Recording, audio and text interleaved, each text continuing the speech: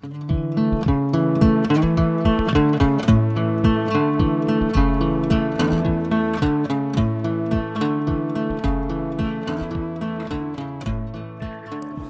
nous sommes ici dans le cadre d'une collaboration entre l'université et les archives départementales.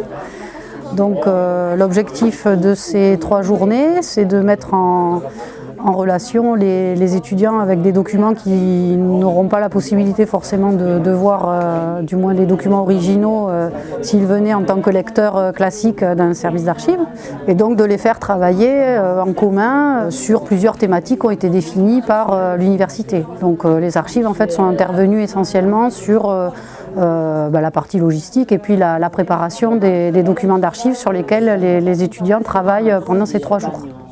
C'est un projet qui est intéressant parce que ça fait aussi dialoguer 2 parties d'un métier, en fait, le versant plus exploitation des sources historiques et le versant traitement de ces sources plus d'un point de vue archivistique.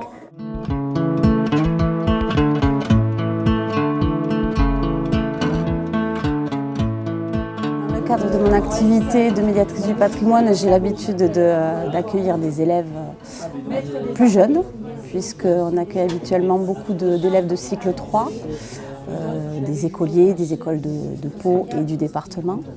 Et il est vrai que parfois on me demande aussi d'accueillir des étudiants. Donc dans le cadre de ce chantier d'histoire, ça a été particulièrement intéressant puisqu'il y avait vraiment un projet sur plusieurs jours. Il a été prévu au tout début du chantier de faire une visite des locaux des archives, de manière à présenter également les missions des archivistes et afin de pouvoir expliquer comment ces documents s'étaient retrouvés dans ce service et de quelle manière ils étaient conservés.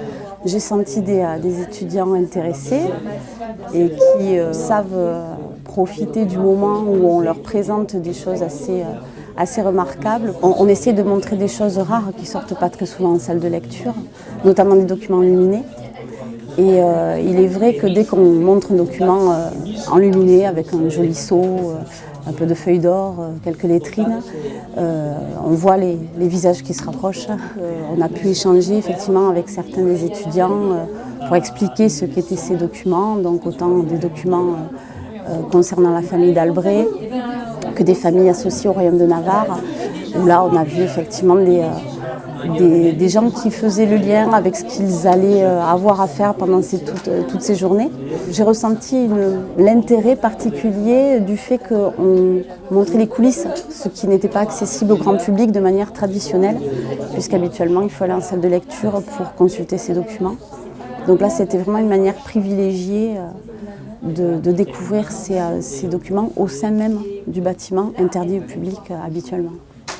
Nous sommes des étudiants en histoire de la 3e année de licence jusqu'au master et quelques doctorants. On étudie en binôme des parchemins et des manuscrits qui se composent le trésor des chartes des familles Faux-Béarn à la fin du Moyen-Âge et jusqu'à l'époque moderne. On a commencé par une présentation générale des archives et ensuite certains de nos professeurs ont fait des conférences plus précises sur certains inventaires des archives.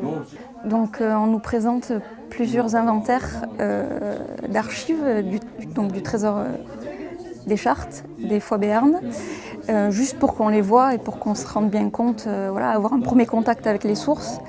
Puis en fait, on ne va pas travailler dessus, en fait on prend juste des photos et puis on travaille sur ordinateur puisque c'est des documents très précieux, très fragiles, souvent restaurés mais pas que. Et donc on travaille en binôme sur différents sujets, sur différents thèmes. On essaie de déchiffrer ce qui est marqué. Et pour vous signaler qu'il y a une abréviation. Una Carta, très bien. Una Carta. C'est-à-dire que ça a mis juste un E alors qu'il y a une lettre avant le E. Et ensuite, on va les traduire en français puisque la plupart sont en occitan ou en béarnais ou en vieux français, voire en latin.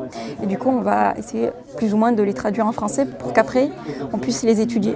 On a la chance d'avoir eu accès à des documents exceptionnels. Et donc je trouve que c'est vraiment une chance ça, pour nous les étudiants de pouvoir avoir cette expérience-là. Actuellement on est un peu la classe test, c'est la première fois qu'au sein de l'université de Pau on fait un projet aussi important avec autant d'étudiants. Donc C'est un projet sur le long terme. Le fait de se retrouver ici aux archives, ça nous permet de sortir du cadre universitaire. On découvre un autre environnement, un autre espace de travail, d'autres ambiances aussi, puis une atmosphère. Le fait de se retrouver aussi proche des sources et documents, ça peut être intéressant d'avoir une approche différente. Pour la plupart des étudiants ici, c'est la première fois qu'ils rentrent en contact avec les archives en fait. Et donc c'est un jalon pour nous dans notre future recherche.